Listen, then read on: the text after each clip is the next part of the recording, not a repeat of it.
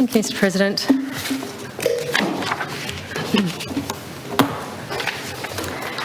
Mr. President, I rise to speak on the Police Offences Amendment Workplace Protection Bill. This bill, as we have all noted, is the next iteration of the government's attempts, as I would characterise them, to quash certain kinds of environmental protest actions in this state. And in doing so, yet again, this bill risks jeopardising the fundamental rights, I believe, of Tasmanian citizens. This is an ideologically driven and deliberately divisive culture war, and rather than seeking to de-escalate the divisions, the government, it seems, is hell-bent on amplifying them. The intensely disappointing thing about this whole exercise is that the very real people involved at the front line of the kinds of situations at the centre of this legislative effort will be entirely let down in what they dearly want to see occur. One thing is for certain: this bill is not in the best interests of our state, legislatively, economically, environmentally, democratically or socially. And I would say another thing is certain, and that is that this bill will not do what it says on the packet. This is called the Workplace Protection Bill, and that is a title that is in fact an outright lie, in my view. There's nothing in this bill which will ensure any greater level of protection for those in workplaces. This bill offers nothing protective, nothing preventative, nothing prophylactic, not even anything preemptive when it comes to the kinds of activities that the government has apparently put it forward to address. Quite the contrary, in fact. If anything, this bill will cause an increase in the very things the government claims it wants to stop. And that is not good. It's not good for workers, for businesses, for police, for protesters, or for the general public. A decent, effective government, Mr. President, would invest in efforts to reduce the kinds of policy disputes and ideological conflict that leads to protest actions. It would not actively engage in aggravating and amplifying those disputes and conflicts through misleading legislation. It would certainly not do so in a way that also impinges significantly on the fundamental democratic rights of its citizens. A decent and effective government would not do that, Mr. President. Mr. President, so many of the rights and opportunities that we benefit from and take for granted today were hard won through peaceful, non-violent protest. Reforms on many fronts that we hold dear and that have led to many positive advances for our society, our laws and our culture.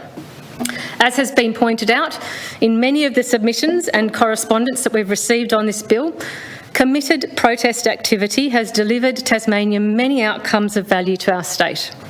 For example, just to pick a few, the decriminalisation of homosexuality, the protection of iconic wilderness areas, now tourism drawcards, and our best practice anti-discrimination laws, just a few to mention. And more broadly than just our state, we know that the committed protest activity of ordinary citizens delivered women the vote, established a whole suite of gender equality protections now in place, brought about important public reckonings like the Royal Commission into Aboriginal deaths in custody, achieved essential industrial rights and protections, and much, much more. Mr. President, to be very clear, these outcomes that we value were not won solely through protest action that was authorised, sanctioned, tamed or sanitised, to borrow the term that the member for Rumney applied to this. Every one of these achievements and improvements came about through protest action that included measures that would be captured and highly penalised by this bill. Every single one. This categorical, historical pattern of societal progress and protections won through protest, which included actions that were radical, confronting, inconvenient, obstructive and persistent. That pattern is there for us all to see. There is a clear message in this, Mr. President. given the many benefits now achieved through a robust right to protest, legislating to threaten this right risks depriving us of future benefits and ultimately paying a higher price than any hoped for but unlikely to be achieved by this bill in the immediate quelling of conflict.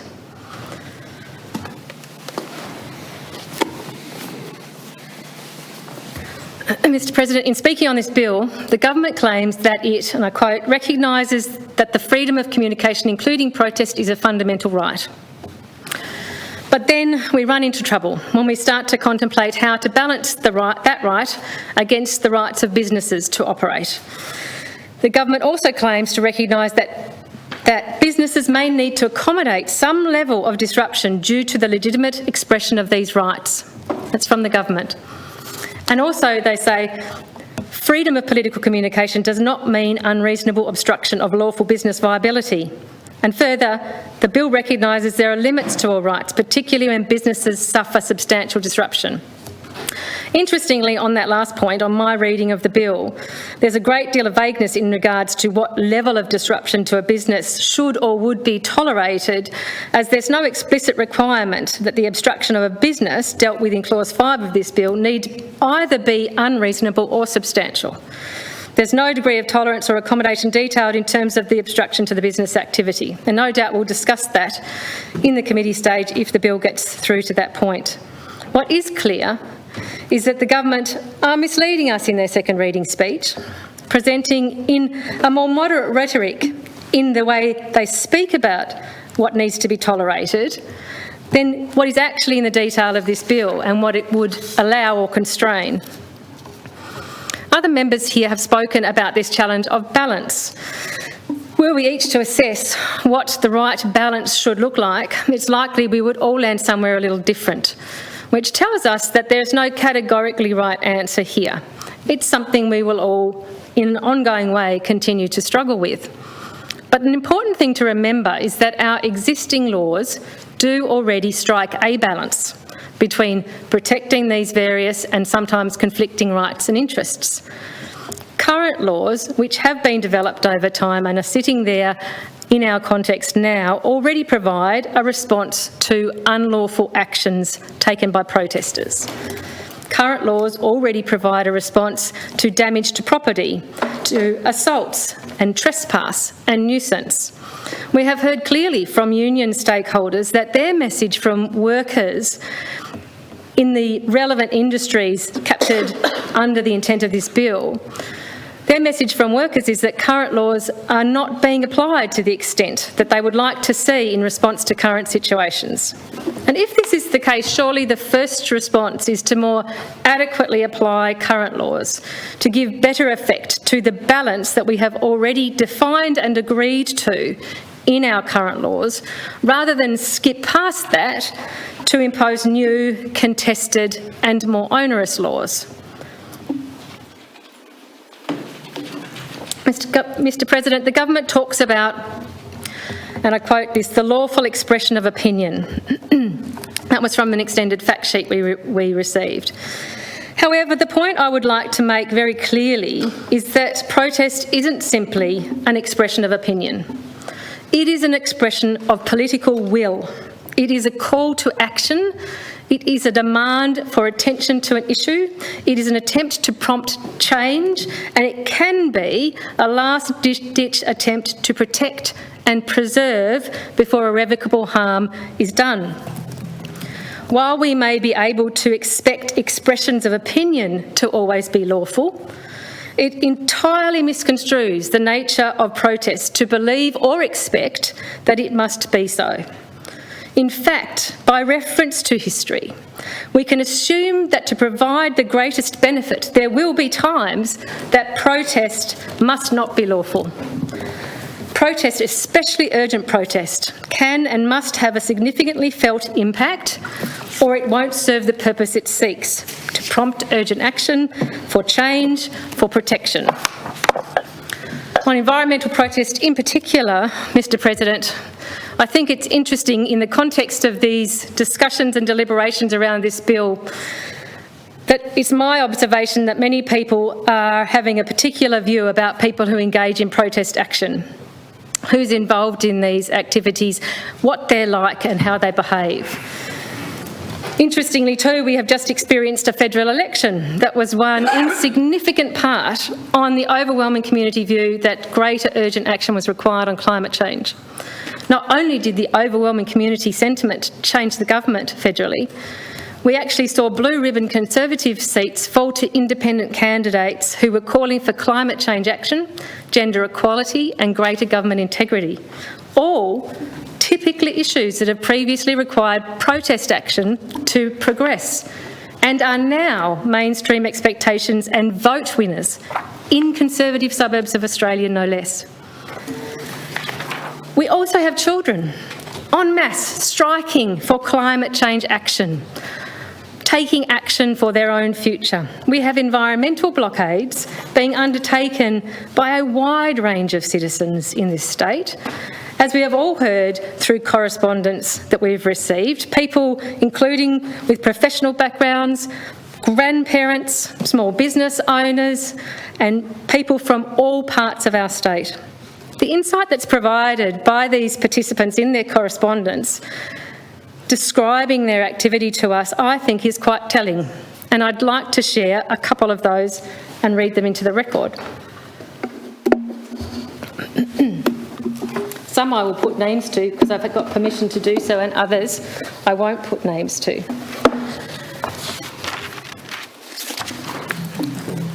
Firstly, here's an email that we all received from a citizen of our state.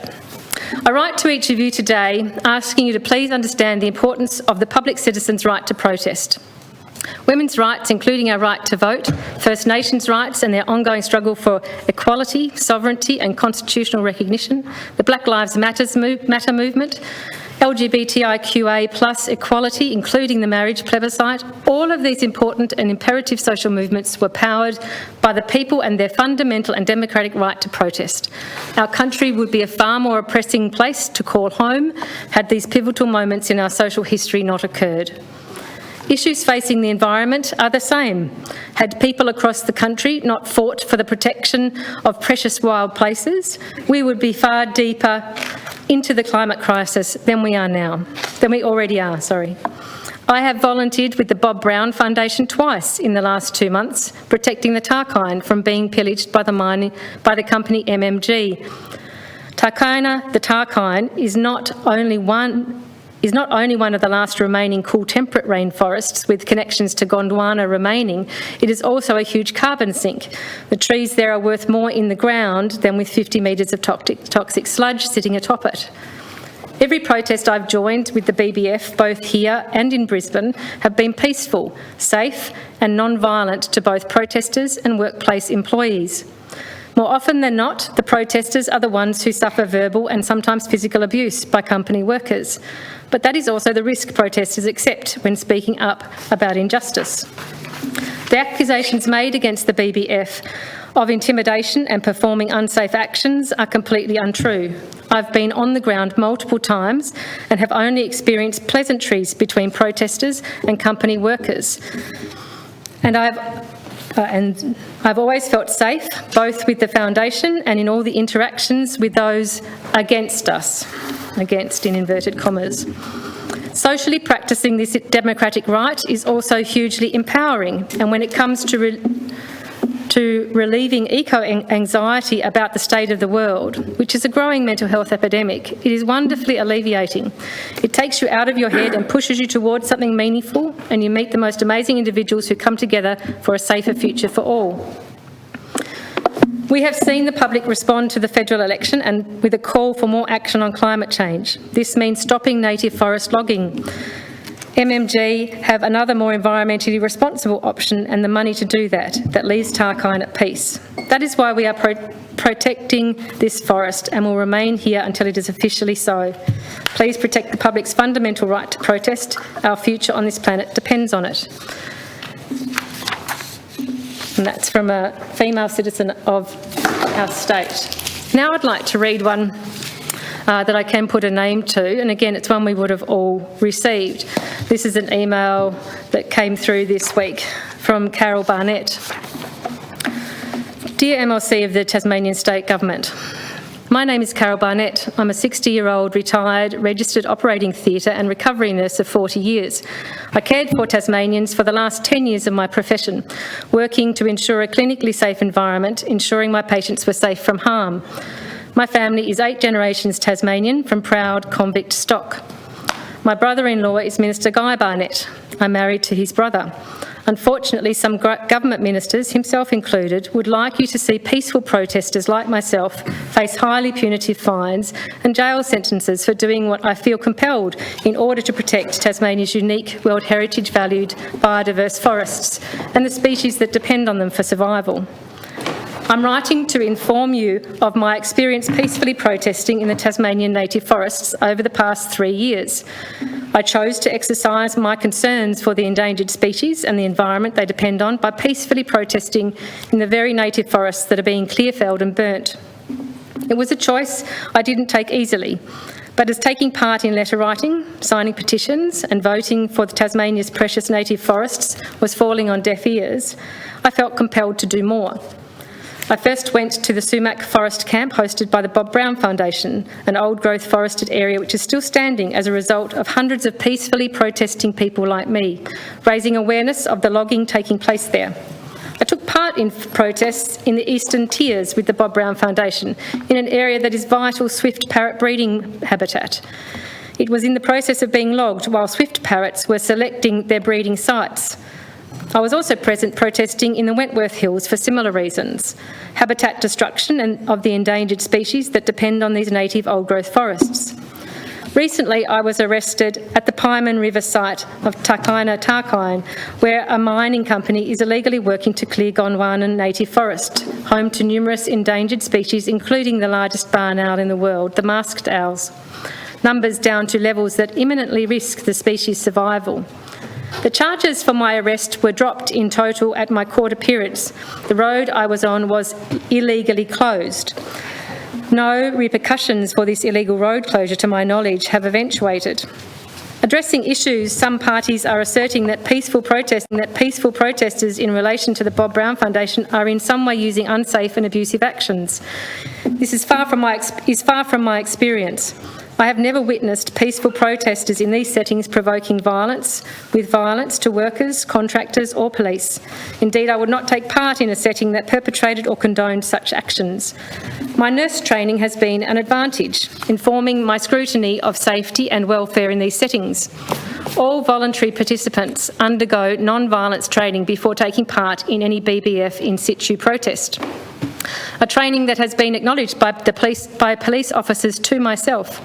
To quote one officer who said he wished more of the general public he dealt with would receive this training. Individual and group safety is taken seriously through skill development and safety training. Personal responsibility is essential and encouraged. Physical and emotional support is demonstrated routinely at BBF protests and associated activities. I have only seen and been part of orderly, well-organised, cohesive, consensus-based practice in implementing protests under this duty of care model. It is with dismay that you and your colleagues could see myself, a concerned grandmother, passing legislation that could jail me for attempting to promote the health and safety of our natural environment. There is a better way forward for all of us, and this new legislation you are being invited to pass, in my opinion, is not it. Just while the member's moving on to her next email, I might just welcome to the chamber students from Hobart City High School, the Ogilvie campus, Year 7 students. There'll be 2 groups coming through. So they're in the member for Elwick's area, but he's not in the chamber at the moment, so he's missing out on welcoming you as well. But he may reappear during your time here. But we're in the middle of debating a piece of legislation that amends our police offences bill, which is in relation to trespass and workers in areas where trespass can occur, and about protesting, which I know some of you young people are probably quite interested in. So we welcome you to the chamber, and when we get past this bit, we'll move into another process that looks at each part of the bill that we're dealing with. So welcome to the chamber, and I hope you enjoy your time here. Yeah.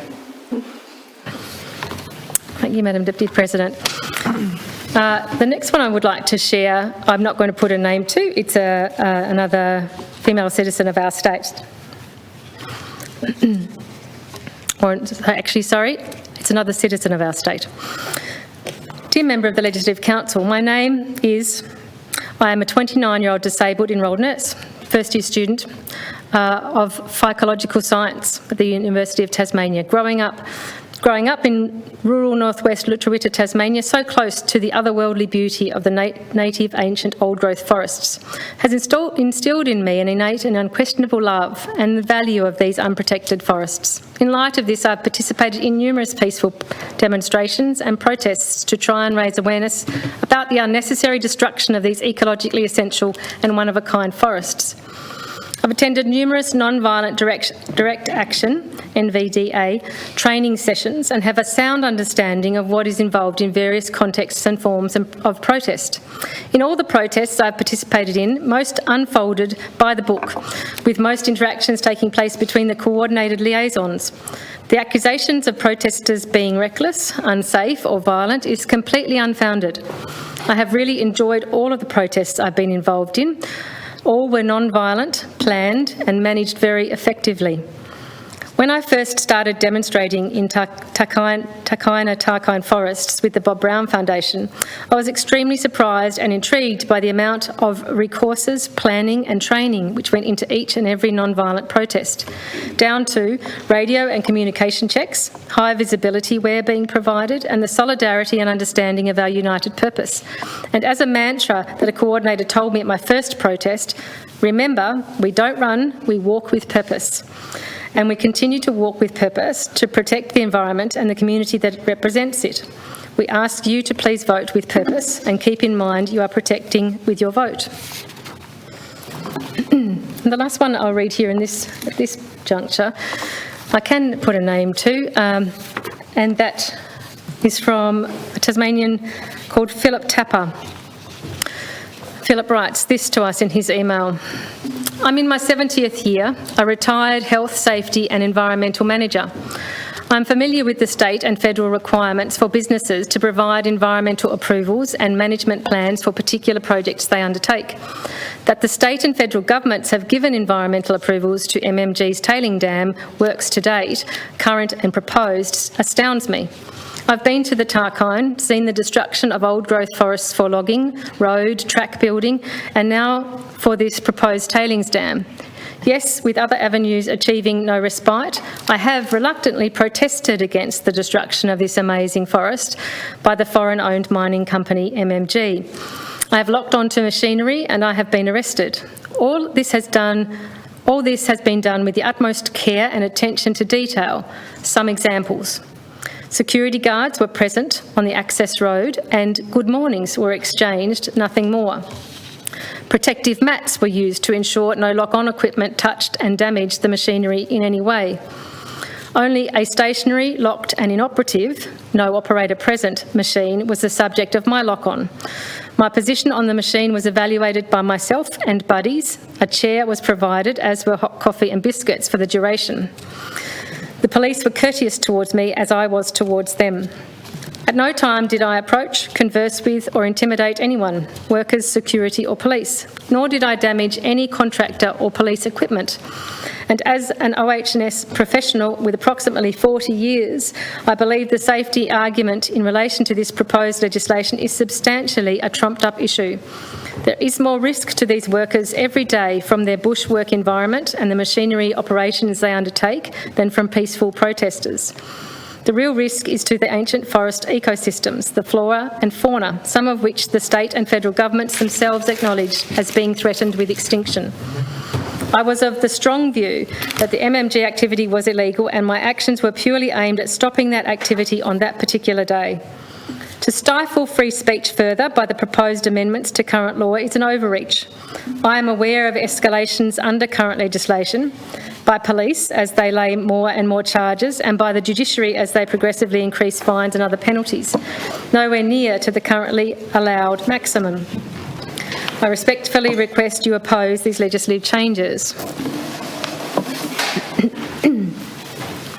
While the member's just taking a sip of water before she goes on to her next comments, I'd like to welcome to the chamber the second group from the Hobart City High School Ogilvie campus, Year 7 students, and welcome you to the chamber and to the parliament. We are in the middle of debating a piece of legislation that amends what is called our Police Offences Act, which is where one of the offences of trespass sits, and debating how that may or may not be changed to deal with some protest actions that occur. That's predominantly what it's about. Every member of the chamber gets a chance to speak, and then we decide whether we're going to take it into another stage where we look at each part of the bill. Your member is still not in the chamber, member for Elwick. He's obviously watching from somewhere else. But welcome to the chamber. I hope you enjoy your time here. Some of them live in my electorate. Oh, do they? Oh, right. Well, member for Hobart down there too. He might live in his electorate. Some might even live in mine. You never know. And yours. I'm just going to take another sip. So, Madam Deputy President, the purpose of reading in some of those in some detail, and I'd point out actually that those are examples of quite a flood of emails that we've received this week and in recent times about this bill. And those are carefully and thoughtfully put together stories to share with us about people's personal experience protesting. I think they do assist to help in more fully understanding what the picture might be looking like out there where these particular sorts of activities are occurring on the front line of environmental protests. It's easy to have either outdated perceptions about what that might look like, or it's easy to make ready stereotypes about the sorts of people that protest in those circumstances and about the way they might behave. It's also easy to take anecdotal stories, which may or may not be current, and to assume that those are reflective of what's going on today. And that would not be a full picture or a full understanding of the reality that's there. I think we need to be fair in our understanding of that and the way that we are regarding it. So moving on. The member for Hobart posed this question quite near the end of his contribution. What will this bill seek to solve? What problem is this bill seeking to solve? And I think that that's a particularly interesting question, and it's an essential one that we ask. Given that the High Court found that the Workplace Protection from Protesters Act 2014 was unconstitutional, the government knows that it can't be explicit in targeting protest activity outright in this bill. However, it's patently clear that protest activity is protest activity that is squarely being targeted. I'd like the government potentially to confirm that that's the case, and if it wishes to claim otherwise, I'd like it to put on record examples of activities or behaviours that are not protest related, which have been identified as needing to be addressed by this bill. Let's get them on the record here in detail and with data on their frequency of occurrence and impact. In the government's second reading speech, care is taken to barely mention the P word, and certainly not when describing the apparent problem this bill proposes or purports to address. Instead of the P word, on the first page alone of the government's second reading speech, we have descriptions of unlawful interference, the actions of individuals and some groups, attempts to disrupt business activity, these actions, this behaviour, these types of activities, unlawful activity. All very coy and non-specific, but it's not acceptable to be coy about this. Anytime a government is proposing to expand offences and increase penalties by which the rights of its citizens may be curbed, it's incumbent on that government to make a crystal clear case. Three things are needed to make a crystal clear case. The case must include an evidence-based demonstration of the problem that it seeks to address. Secondly, there must be a demonstration that the proposed legislation provides an appropriate and effective solution or response to that problem, and it must be demonstrated that there will not be any detrimental unintended consequences On that first point, that an evidence-based demonstration of the problem be presented, I note that the government says this, and I'll quote, "For some time now, businesses in Tasmania have been adversely impacted by the actions of individuals and small groups, and it remains an issue today." So let's get this nice and clear. I'll call on the government now to quantify the issue to justify those comments and assertions being made.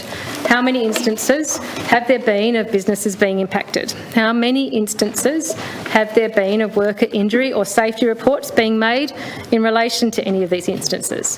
What actions have been taken in response to these documented incidences? And in what way were the actions taken under existing laws insufficient in their response to those instances? What data is there on trend over time of these instances? Any, say, changes or trends from 2014 through to now, for example? Are we looking at the same issue now that we were looking at in 2014, or a different one? We heard during a briefing from the Tasmanian Forest Products Association that during 2021 there were 20 instances of protest in forests that required a police presence. I think I'm recalling that piece of information correctly, but I'm happy to stand to be corrected. I'm interested to know if this is an accurate number. What actions were taken in response to those instances? What charges were laid and penalties ultimately applied? In what specific ways were any actions taken under existing laws insufficient in their response on these instances? And what data have we got on trends about these particular sorts of instances? Picking up on the lack of evidence presented to us, the submission from the community legal centres on the draft version of this bill tells us this, and I'll quote from page 4 of their submission. It's not known how many protesters have obstructed a business or taken an action that caused a business to be obstructed. All unlawful entry with intent offences are captured in data collected by the Australian Bureau of Statistics, which found that over the last year there was a 20% decrease in the number of victims of unlawful entry with intent recorded in Tasmania.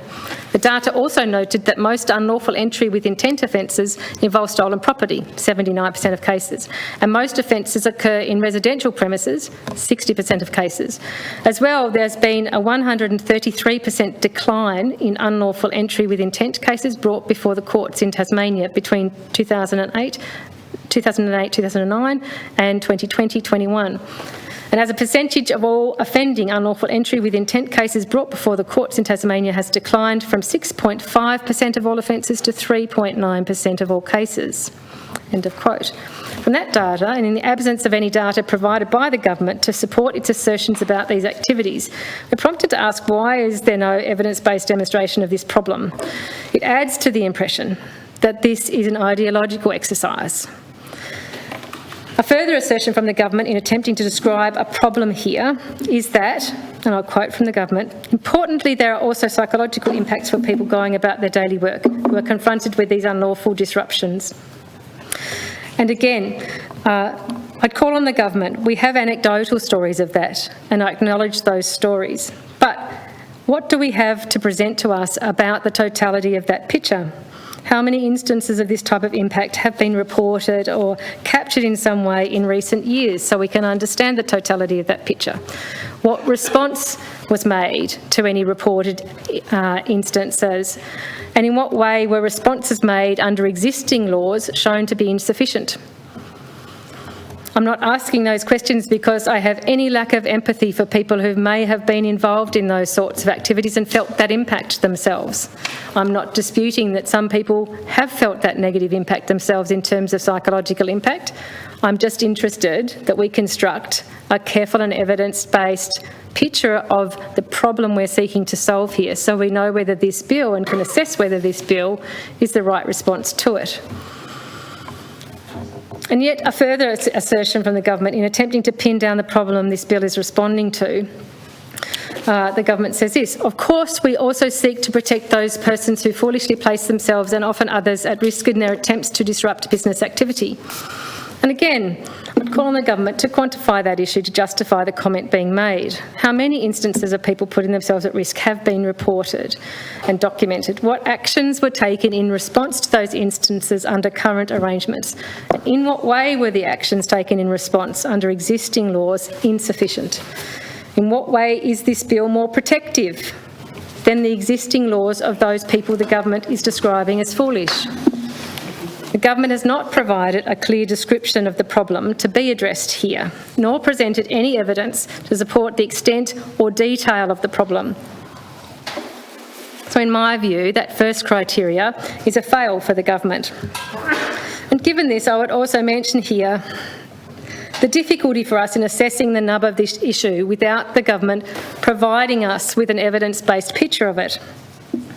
Plainly, the central activities we're talking about are particular kinds of protest, especially in remote places, on work sites and in particular businesses. We have, in fact, all of us have heard vastly different stories in terms of these protest actions, assertions made from both sides, if we like, of those encounters. We've got assertions put forward by the government and others about the actions of people engaging in protest. We've got assertions from the Bob Brown Foundation stating categorically that it engages in non-violent direct action. And I think it's difficult for us to make those assessments. And it's even more unfortunate that the government haven't provided us with an evidence-based way to understand this problem so that we can help navigate through those competing assertions. And it's hard for us even to assess what's being claimed in those assertions if we aren't fully understanding maybe even the terms or the approaches that are being described. Some of those emails I read out begin to describe the approaches that are being taken by protesters, and I asked for information from the Bob Brown Foundation about their approach to protest. And to better understand what that was, I have no prior contact with them, so I have no idea in a personal sense about their approach. And I did receive some information from the foundation, which I would just like to make reference to here to help put on the record a better understanding in some sense about the claims being made about the approach and attitude of protesters in some of these situations at the centre of this bill. So I have a document here. It's a policy document essentially on non-violent direct action. It says this policy describes Bob Brown Foundation's commitment to undertake all protests, events and public activities following long-established principles of non-violent direct action. This policy applies to all BBF employees, volunteers and contractors. Policy. Bob Brown Foundation supports the right of all people to take part in peaceful protests and direct action to protect the natural environment and effect positive change in society. All protests, public activities and events organised and conducted by Bob Brown Foundation will always follow principles of non-violent direct action. In this policy, violence includes violence towards people, animals and property. Bob Brown Foundation will never support or carry out violence or damage to property or acts that deny liberty or freedom to leave an area. Bob Brown Foundation will not carry out actions or protests which knowingly cause fear, distress or humiliation to any individual who may be the subject of or involved with the protest. While protests or actions can evoke negative responses from individuals for a variety of reasons, our actions will never set out to provoke this response. Strategy, planning and conduct of all actions will seek to minimise this impact as far as possible. We believe that adhering to non-violent methods is the only way to achieve our campaign goals. A strict policy of non-violence is a tangible demonstration of our integrity and respect for others and is essential to maintaining the trust and respect of our supporters and the community. Participants in non-violent direct action must be at least 16 years old. So that's a description there from this policy document of the approach taken, and I think it's worth just clarifying that on the record. And in briefings from the Foundation that we had yesterday, we heard Jenny Webber take personal responsibility for the veracity of that approach and its application in the protest situations. And I put that on the record, not because I necessarily or believe that some of the assertions being made about different sorts of behaviour are untrue. But I think we need to understand that this is a complex picture, and where you have an organisation that's clearly being targeted by this bill in its actions, we have to give it the courtesy of understanding what their documented approach is, so that we're not just making assumptions about how they operate and what people do under their name. And the second page of this document is the non-violent direct action operating procedure. And it describes a little bit more about that approach. All staff and volunteers are trained in non-violent direct action and operate as peaceful environmental defenders. Before attending an action, each participant must complete the BBF non-violent direct action training. Every action includes trained police and site contractor liaison officers. The role of the liaison officers is to communicate the safety protocols of the action and what is planned and taking place at the action at any point in time. The liaison officers will always seek out the subjects of the protest to clearly explain who we are and what we are protesting on that day. One liaison officer is responsible for talking to the people on the site involved, reassuring them that no damage will be made to machines, infrastructure or people. The police liaison officer will be the single point of contact between the protesters and the police, explaining to the police the purpose and process of the action and ensuring clear, concise communication between police and protesters. The following protocols for actions are communicated to all participants who must agree to abide by them. And this is the list of the protocols that they agree to abide by. The safety of everyone involved in the action, protesters and the subjects of the protest, is a priority. Remain calm. No running, no shouting, no physical contact, no intimidating attitudes, no aggression, physical or verbal, no humiliation. Everything is filmed for everyone's safety. High-vis vests, site-appropriate clothing and closed shoes are compulsory. All climbers and those on the ground near climbers must wear helmets at all times.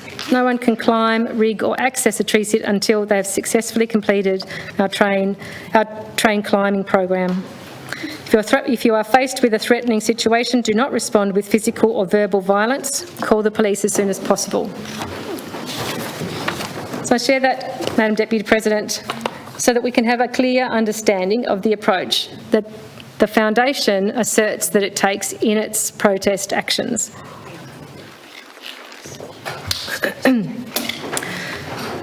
I think that's really important. I think when we hear assertions made, we can then assume that is the case across the board in all cases. But what we're going to capture here with this bill is all those actions that are taking place out there, even those that are being undertaken under those parameters described in that document. And I think that's important for us to realise that the actions will be captured beyond the ones that we might be assuming are taking place. I note that the Bob Brown Foundation also sent through to us a response to the paper that we had been provided with by MMG.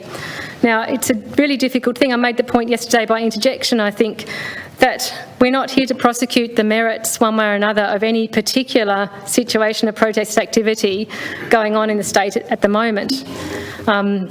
It's awkward that particular details about particular protests and the merits of that protest have come into this debate to some extent. That's not what this bill is about. We shouldn't be forming our opinion on this bill based on the degree to which we might agree or otherwise with any particular protest action that's occurring or activity that's being undertaken that is prompting a protest action, either side of that. I find it difficult that that sort of information has been brought into the debate. I find it difficult that we're being provided with competing information about it.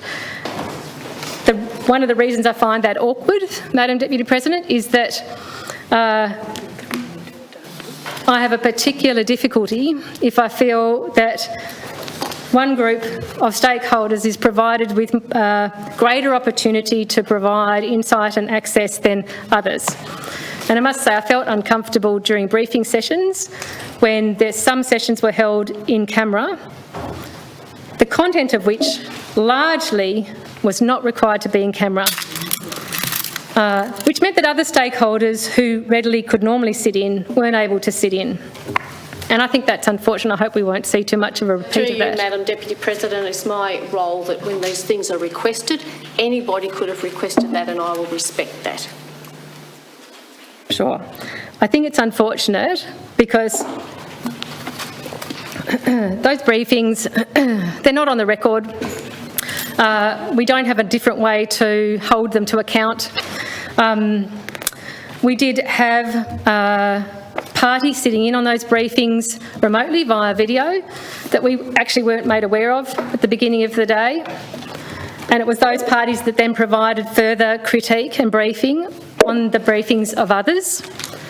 And I think this is an issue that we'll have to discuss more as a chamber in terms of how we deal with this. Now, I know all members have received further information from the Bob Brown Foundation, which was a response to the response from MMG to their briefing. I could seek to table that now. I don't believe it's relevant to this bill because, as I said, the merits of particular activities by organisations and particular protest actions occurring in relation to those activities is not the essence of this bill. But all members have those documents available, and if there's members of the public who would like to see those documents, I'm certainly prepared to share them. Right, I'm going to move on. Madam Deputy President, I talked about three things that needed to be done in relation to making the case for this bill. The first was identifying the problem to be solved, which I don't believe has been effectively done. The second question we would ask ourselves, the second criteria, is for a demonstration that the proposed legislation provides an appropriate and effective solution or response to the problem. And the government tells us this: our laws and penalties must clearly deter this behaviour and support people who are going about their lawful business. And further, it says, we want to deter people from this aggravated unlawful conduct that has such significant economic impact on businesses and workers in these sectors.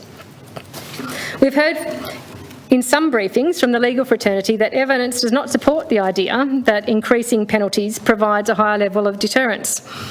So in relation to this, given that a key intent of the government is to deter people from certain activities, what evidence does the government have that the laws and penalties presented in this bill will provide a greater or more effective deterrence in relation to the specific behaviour that is being targeted? What has the sentencing pattern been in recent years, for example, in relation to current offences that are being used to address this behaviour? For the kinds of protest actions that are targeted by this bill that are currently occurring, what sentences are being handed down? Are courts consistently applying the available maximum sentences to indicate that these current behaviours are already being regarded as the most extreme iteration of current offences and sentenced at the highest penalties currently available? Surely if the current maximum sentences available are not being applied to current cases, we're not seeing then an indication from the courts that these maximums should be raised, for example, to allow for greater penalty, either as greater punishment or deterrent. I don't know what this picture is. If the government has the information, I'm interested to hear it. A great deal rests on the potential of this bill to act as deterrence in relation to very particular actions that are targeted by it. Every single industry group and business that we heard from in submissions and in briefings had this as their central measure of support for this bill, that it would stop or at least substantially reduce instances of problematic protest as they see it as a result of being a greater deterrence. I think this is incredibly problematic. I would hate to think that the government has given these industry groups and businesses the impression that that is the end that will be achieved by this bill. The government certainly hasn't presented any evidence that that is going to be the case, and certainly cannot make any guarantees that that will be the outcome of this bill. In fact, we've heard from numerous parties that it could very well have the opposite effect. And I think that that's quite tragic, that the government may have given businesses and industries the to believe, may have given them to believe that this will be an effective deterrent and will change patterns of behaviour at that very intense end of protest activity. And there's nothing to tell us that that will be the case. Interestingly, one of the things that came up in briefings was the suggestion potentially that we can't have it both ways. We can't make an argument potentially that this will not be an effective deterrent, while it will also making the argument that it would have a chilling effect, and I'll talk about chilling effect more later. Others have mentioned it. And I actually don't think that that's true. I don't think those two things are mutually exclusive at all. I think that this bill can be precisely that, because the actions that would be impacted in both those very different ways are entirely different actions.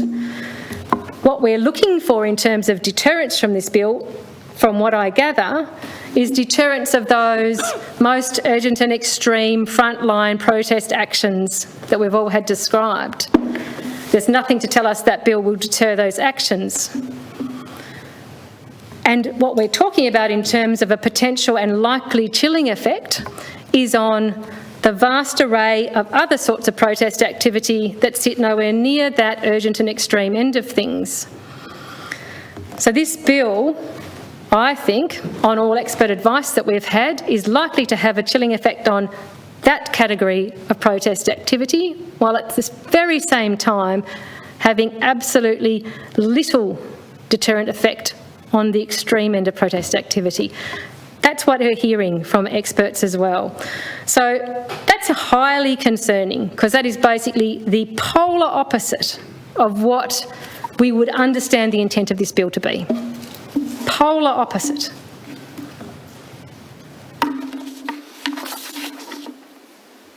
Mr. President, beyond deterrence, the government states this bill is a commitment to workplace protection. The Australian Democracy Network says this bill does nothing to ensure workplace safety while doing everything to criminalise peaceful protest. And I would agree with that. There's nothing in this bill, as I mentioned earlier.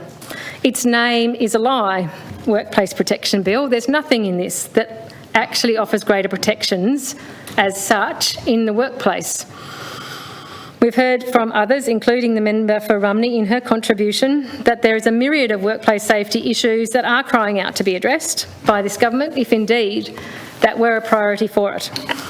With the efficacy of this bill as a deterrent to those targeted actions seriously questionable, the government's claim that this bill is a commitment to workplace protections is spurious.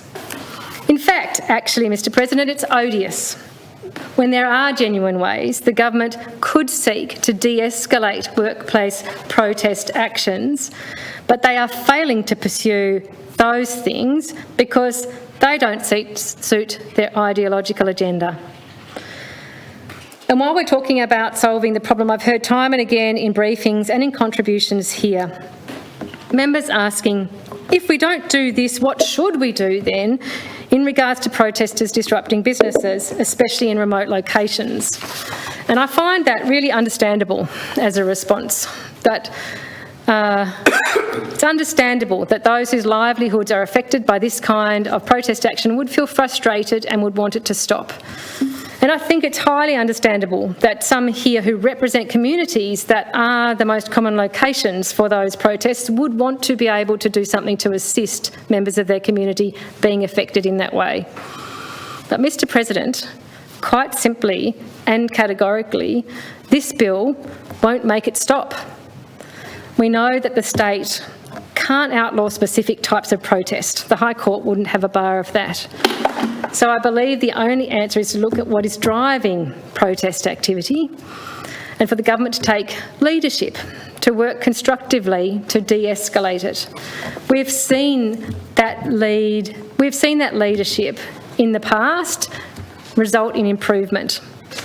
This is an option that the government has before it right now, that it's choosing not to pursue. I believe that rather than squash protest out through increased charges and penalties, or at least attempt to do so, which we know won't work, the government should be engaging more constructively with the issues that are driving the urgency of these protesters.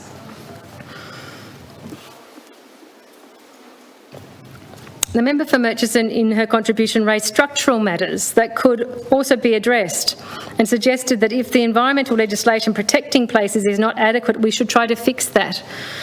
And I can assure the member for Murchison that the ENGOs and others who are engaged in trying to do exactly that at both a state and federal level. But we would all know very clearly that law reform is not a quick business. Advocates for law reform count their campaign periods in years and decades, not months. Advocates for environmental law reform are up against some of the most financially powerful, politically connected industries in this country. It's a protracted David and Goliath fight to work for positive change on environmental law reform. So in the meantime, while the law reform is being worked on at a structural level, these groups and advocates also protest at the front line to protect and preserve. It's not one or the other, it's generally both happening concurrently. And at the same time, I would think there's probably a third tranche of more general community engagement and protest that happens through, I guess, less intense forms of protest activity like petitions and marches or rallies in capital cities, or engaging with education through discussion and community engagement. All those things happen concurrently, but we can't just snap our fingers and fix structural issues to hope that those urgent frontline actions will stop and go away when the people undertaking them passionately and firmly believe that they are preserving and protecting something that would otherwise be gone. Because as we would all understand, once some of these areas are gone, that's it. There is no getting them back. Once a species is pushed to extinction, that's it. No getting them back. In terms of the many people who we have been hearing from this week who have participated in these frontline forest preservation actions, I'm sure there's nothing more that most of them would wish for than to stand down, because successful law reform had occurred at a state and federal level and greater protections were in place at a structural level. Mr President, I understand members here wanting to take action, especially on behalf of their communities, which are the site interactions between protesters, businesses and workers. But it would be wrong to legislate from a sense of frustration and a sense that we need to feel like we're doing something. Passing this bill is a fruitless action to take in delivering an actual outcome for change to those particular protest situations, and it risks other negative impacts on our broader community whose rights we are also here to represent. Which brings us, Mr President, to that third consideration in assessing this bill.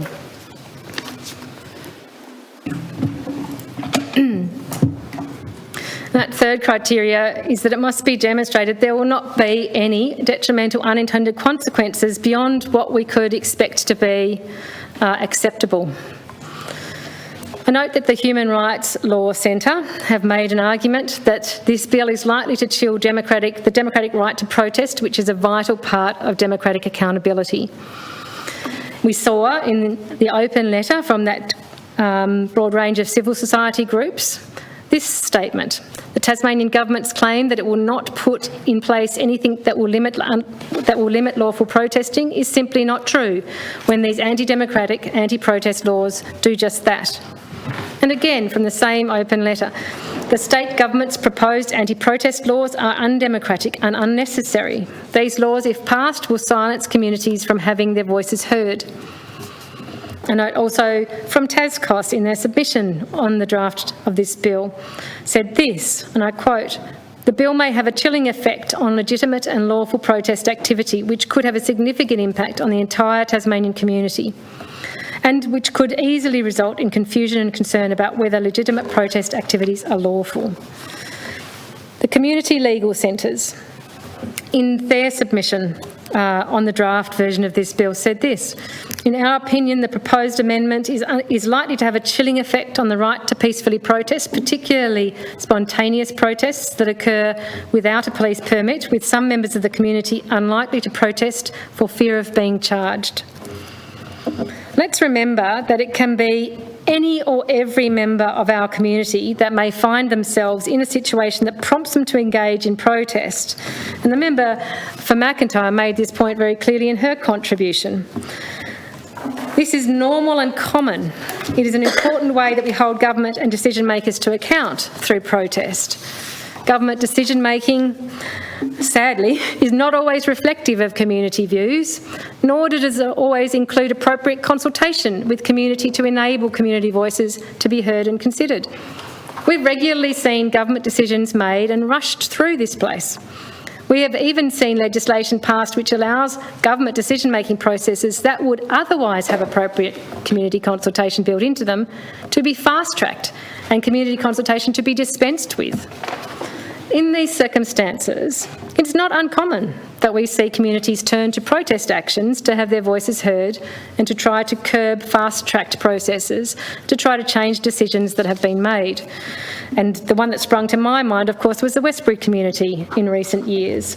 And the member for McIntyre pointed out, a potential opportunity there when changes to the Ashley Youth Detention Centre site become... Through you, Mr President, once we get an understanding as a community what is proposed for the area, and I'd like to think that the government is still considering some other model other than just a straight-out replica of the Wisdom Prison. Indeed. Either way, depending on how government goes about making its decision, it's going to largely frame up how that community may respond. And if it's something that the community feels they haven't been heard on or haven't had an opportunity to have a say in, they may well turn to protest activity. It's not just those protesters at whom the government has primarily targeted this bill who will be captured by it. This bill restricts democratic expression through protest of all Tasmanians. The changes in this bill and the heightened penalties will act to chill the availability of protest action for regular Tasmanians and local communities. And in situations where it doesn't chill that action, it will expose those regular Tasmanians and local communities to heavy-handed charges and penalties. For many Tasmanians leading regular lives out there in our local communities, the right to protest may not be one that they have need to call on. But if this bill is passed in the immediate future, they also may not notice the detriment that it might bring to their right to protest. It's likely many will not notice until potentially one day they wake up and find that they need to make themselves heard in relation to a government decision, just like we have seen happen to communities in the past, Westbury case in point. And further to that, a point made by Tascos in its submission.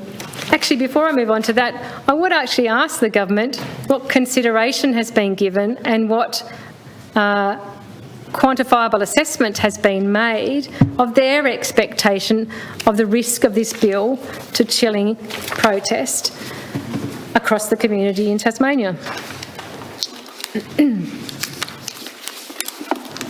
Further to that, a point made by Tascos in its submission on the draft bill is this, and I quote it: "Protests and demonstrations are particularly significant for those members of our community who may be excluded from traditional law reform mechanisms and can provide opportunities for inclusive community debate and political expression." And they say further, Tascos is extremely concerned about the potential for this bill to discourage citizens from engaging in peaceful, legitimate protest for fear of confusion about the lawfulness of this conduct. And here, Mr President, I'd like to also make mention, because of the mention there by Tascos of the fact that marginalised people are sometimes most in need of being able to protest because they don't have that access to law reform mechanisms and access to government decision making.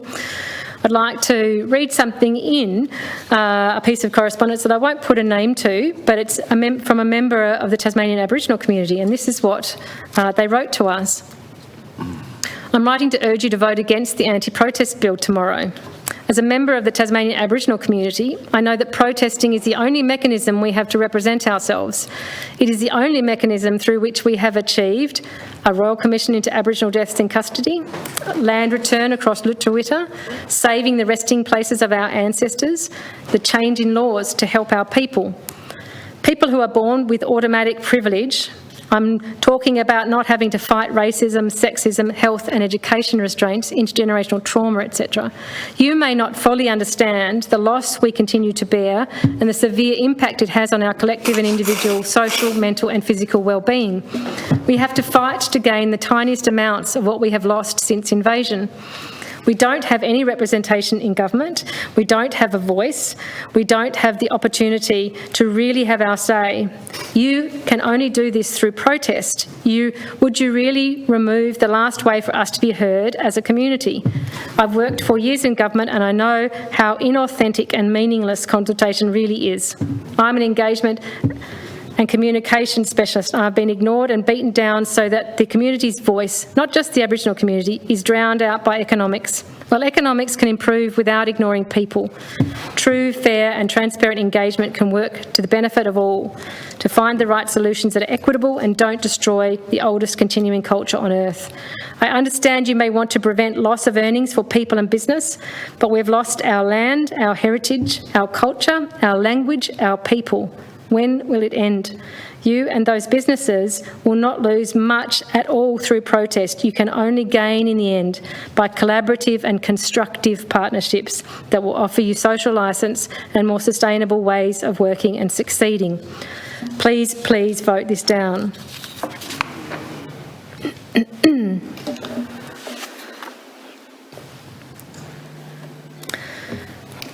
I think it's important to highlight the different sorts of impact that this bill might have on different sections of our community. I was pleased to receive that communication from a member of the Tasmanian Aboriginal community to remind me of that.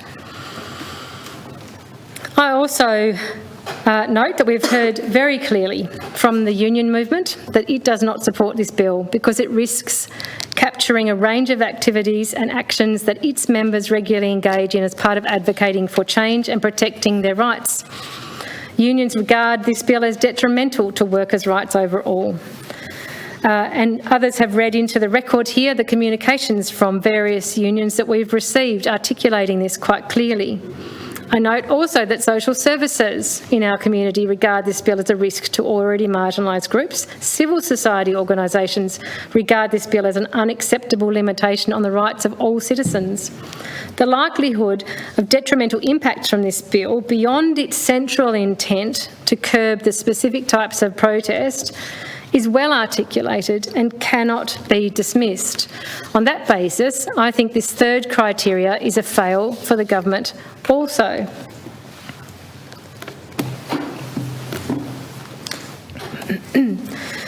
Mr. President, the government has said, and I quote from the second reading speech, I believe, several other jurisdictions have taken the necessary step of introducing legislation to curb these types of activities. From that, I take it to mean the government seeks to imply that this legislation is simply aligning us with other states and the Commonwealth in some manner. It is doing, though, however, nothing of the sort.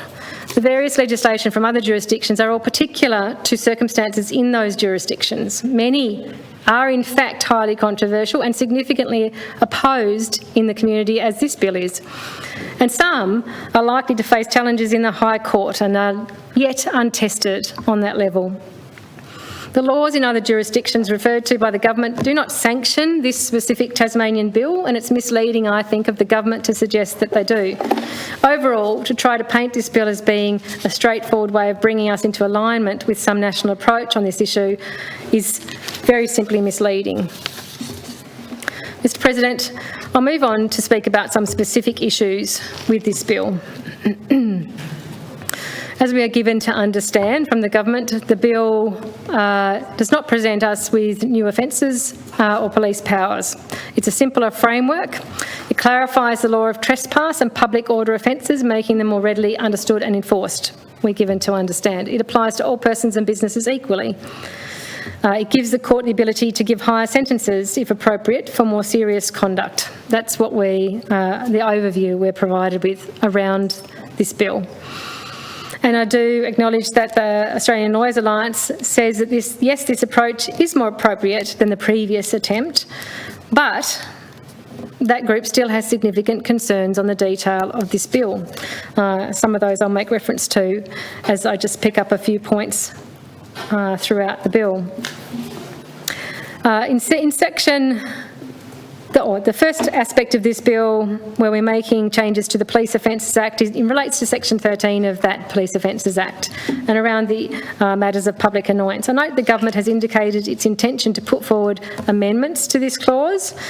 So my comments here will relate to the bill as it's presented to us, with then some reference to the proposed amendments that we understand the government are bringing. The bill inserts a new element into section 13.1 of unreasonable obstruction of the passage of vehicles or pedestrians on a street. That's the wording in the bill as we have it now. The government has confirmed that this conduct can already be charged under section 13. It can also be charged and continue to be charged under the Road Rules 2019.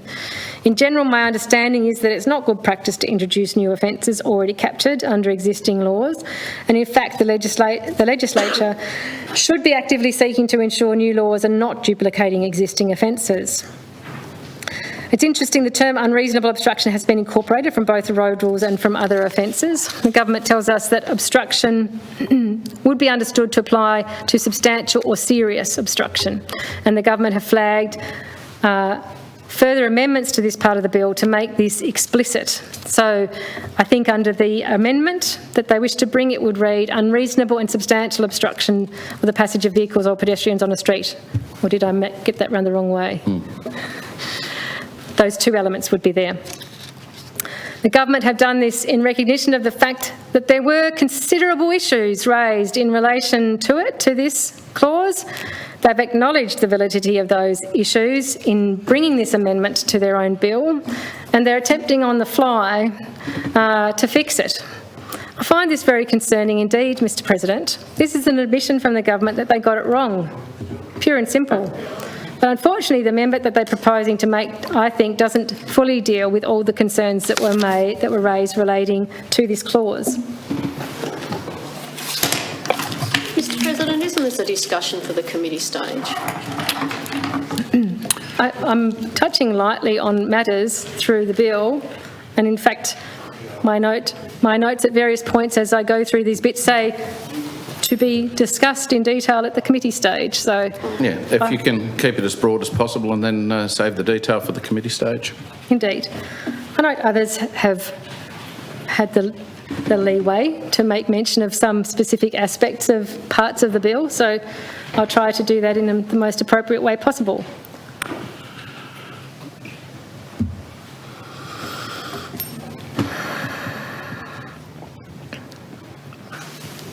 I'll just find my place again.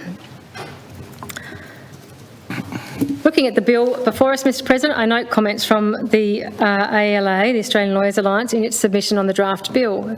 They said this: whilst the ALA welcomes the approach taken in the drawing of the bill in that it represents a jurisprudentially composed effort at amending the Act, the ALA holds significant concerns about the uncertainty attendant to the offences under the proposed Section 13 of the Act. And further, they said, it therefore appears to the ALA that the paragraph EA would be in the first instance cover conduct already captured. So that was that element I mentioned. And they raised questions about vagueness of terminology used. And there, as the leader has rightly pointed out, all matters that no doubt we will go into in greater detail during committee stage if the bill arrives there. The point that the ALA is making, though, in broad terms, is that a lack of clarity is detrimental to people when they're trying to interpret and understand what a law is about and how it might apply to them. They go on in their submission to say this: it's undesirable for a person not to know whether or not their intended conduct amounts to an offence until after they are charged and a court has reached a decision about the reasonableness of such conduct. And further, the ALA therefore considers the additional limb of the paragraph offers certainty to the extent that it duplicates the range of conduct covered by existing limbs of Section 13.1. Beyond the compass of those limbs, however, it offers only uncertainty. And I'm pointing out these aspects around the broad criticisms made of aspects of this bill, because it goes to providing an explanation as to whether or not and in what ways I can support or not support the bill, which is relevant to my second reading contribution. Mr. President, I think it's an important consideration. Citizens need to be able to understand what constitutes unlawful activity. When deciding whether to engage in an activity, how will citizens be able to assess whether it will constitute an unreasonable and substantial obstruction? What criteria will they apply? Where will they find that documented? It's going to be a situation that citizens grapple with, which is what will contribute, from what we are led to believe, to that chilling effect, which is a major concern raised.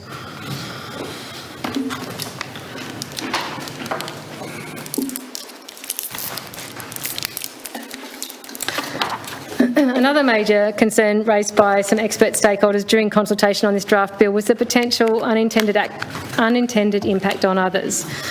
We had numerous groups, such as TASCOS and community legal centres, concerned about the way this particular aspect, which is in clause 4 of our bill, the changes being proposed there, may well flow on to impact people who utilise public space and are known to be impacted more significantly by laws associated with public space than you or I, Mr. President, might be impacted.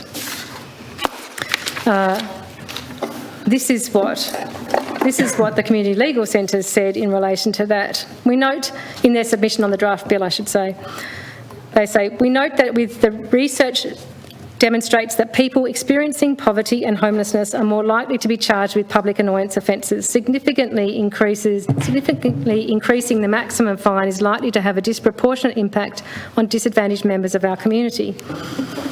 And what I would assert is that, yes, no doubt the government would say that it will depend on the circumstances, but when it comes to public space, it has to be much clearer than that. We have to make sure that it isn't going to be disproportionately affecting already marginalised Tasmanians. To further criminalise the use of public space as a response to potential uncertainty in terms when a person may be charged with existing offences is a disproportionate response to this issue. I think that public space provision goes beyond the stated objective of this Act, Mr. President.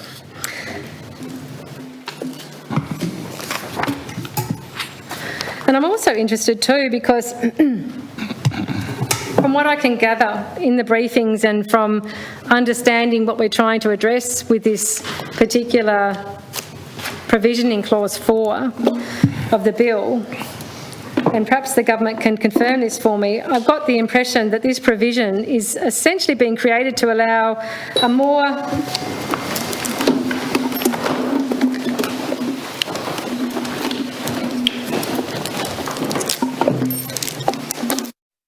Orders of the day. Police Offences Amendment Workplace Protection Bill 2022 number 15. Resumption of debate on the question that the bill be now read the second time. Ms Webb. The Honourable Member for Nelson.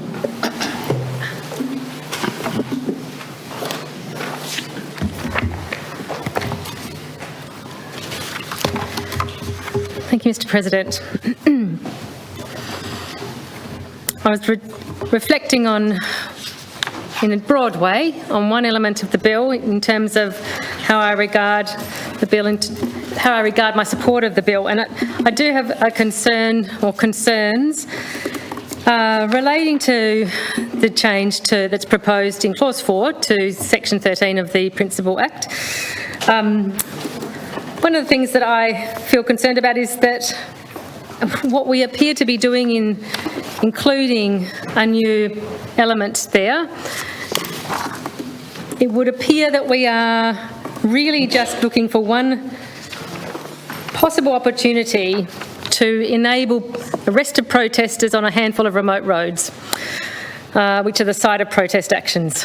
And that really there's not much else that's intended to be captured by that change. And that concerns me that we would put a change in place for such a narrow, it would seem, apparent purpose when it can have a much broader impact beyond that. So it goes along with my concerns about the broad impact that might come from the bill, regardless of what certain intentions might be there behind it.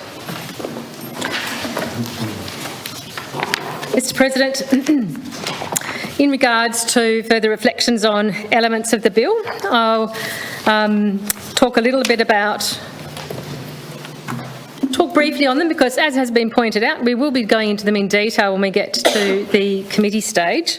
I think that the elements that are proposed in Clause 5, which relate to Section 14B of the Police Offences Act, in regards to the offence of trespass, as we have heard from many others who've discussed it in their contributions, adding elements to provide for aggravated trespass to be linked to various sorts of activities. And I'm concerned about these aspects as well. In a similar way, I feel that there's a lack of clarity around these proposed additions. I feel that there's an issue around language being imprecise in them and intention being imprecise in them. I do note that the community legal centres, in their submission on the draft bill, they actually, in their submission, quoted further from the ACT Guide for Framing Offences. And this is what the quote was that they included in their submission. And that's that aggravated offences should be used very sparingly and carefully considered. And the community legal centres go on then to comment themselves and notes that in the High Court, they noted that in the High Court, Brown versus Tasmania, it was made clear that a compelling justification is required by legislators where a heavy burden on the implied freedom of political communication is proposed. So aggravated offences that might impose into that space are going to have to be very carefully considered in this context. We've heard from many groups who've contacted us that the sorts of maximum penalties that are being aligned with these proposed new aggravated elements to the offence of trespass are disproportionate, and they're concerned about the impact that they may have. We have the first of these inclusions being focused on obstruction when trespass is committed and there's obstructing a business or undertaking.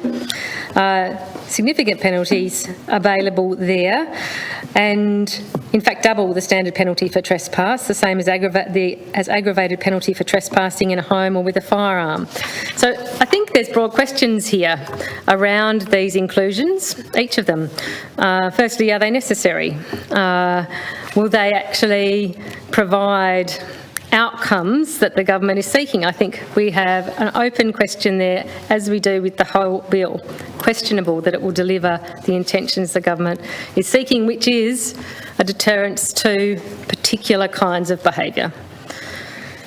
We need to ask ourselves, are these necessary? We also need to ask ourselves, are they framed clearly enough? And when we get to our committee stage, if we get to the committee stage, we will be able to interrogate that in more detail. But I do note that many of the submitters on the draft bill raised questions about clarity of the way these are framed.